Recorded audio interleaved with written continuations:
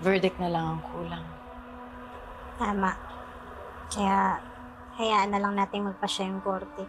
Gusto kong isipin na tama ka ng pinapanigan. Dahil dapat nasa tama ang isang abogado. Tayo ang tagapagtanggol ng mga naaapi. Ng pinagkaitan ng katarungan. Sana tama ka din, Attorney Almadal. Sorry, Attorney.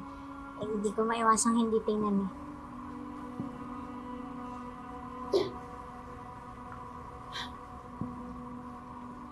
Sa bagay, what's the point of hiding it kung nakita mo na? Kahit anong lakas ko, ang hirap. Minsan gusto kong humawala, makalimot. Madalas napapasobra ako. I'm sorry, Attorney.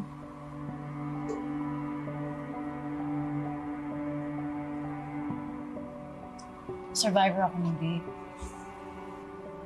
I was raised as a strong woman. One of the boys pa nga eh. Pero minsan, di mo maiwasan may mga pagkakataong may taong kahit anong iwas at laban mo, kukunin nila yung kapangyarihan mo at manghihina ka. Pagsasamantalahan ka. He was a colleague, a friend, until he betrayed me. Napakulong ko siya.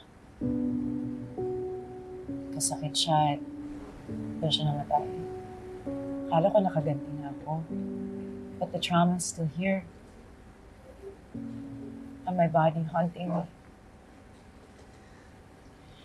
Kaya nagagawa kong saktan ng sarili. I'm sorry to hear that, Attorney. Ganitong pakiramdam ng pinhabol ng walang lupa.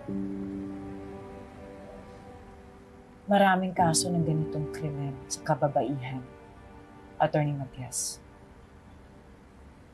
At isa lang ako doon. Na kahit nahusgahan ako sa hukuman, araw-araw pa rin ako nakikipaglaban. Minsan nananalo, madalas natatalo pa rin. Kaya araw-araw ako nakikipaglaban. Dahil gusto kong panugutin yung mga walang hiyang lalaking dinaboy ang karapatan ng